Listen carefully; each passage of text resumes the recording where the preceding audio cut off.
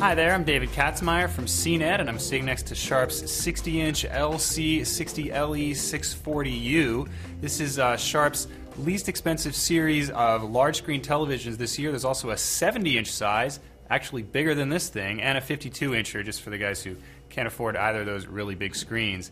To give you some sense of how big this TV is, here is a standard Blu-ray case, so you can see it's pretty much gigantic, pretty much as big as anybody would want in their living room. Of course, if you want to get bigger, you can go 70. This TV is also relatively inexpensive. At the time of this video, it was about $1,500. We expect that price to fall even later in the year as we get nearer to the holidays.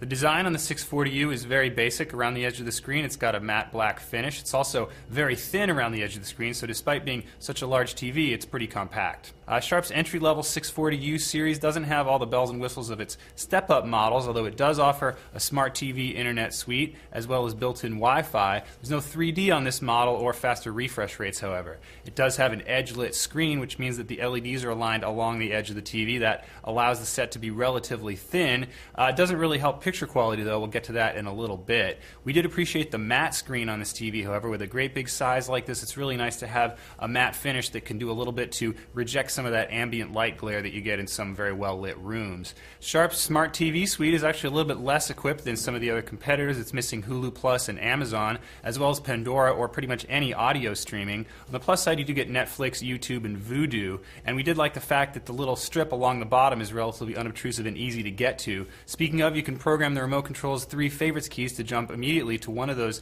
smart TV apps, and you can also immediately jump to Netflix with a big red Netflix button here.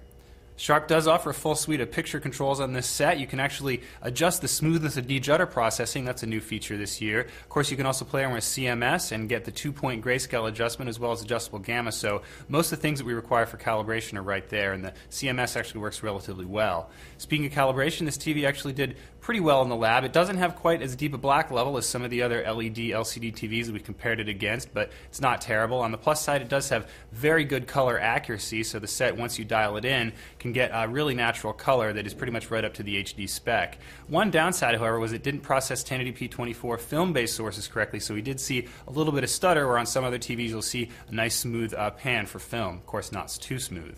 We did appreciate that matte screen for ejecting ambient light, and all told, the picture quality of this TV is good, not great, but for pretty good value for the price. Another issue, this set was a little bit less uniform than some of its competitors, meaning that the screen showed some slightly brighter areas amidst some darkness, although really wasn't all that visible in most scenes. In terms of inputs, the Sharp is pretty well equipped with 4 HDMI. There's also 1 component video and a few other analog video inputs, as well as 2 USB for video, photo, and music files. That's a quick look at the Sharp LC640U series. I'm David Katzmeyer.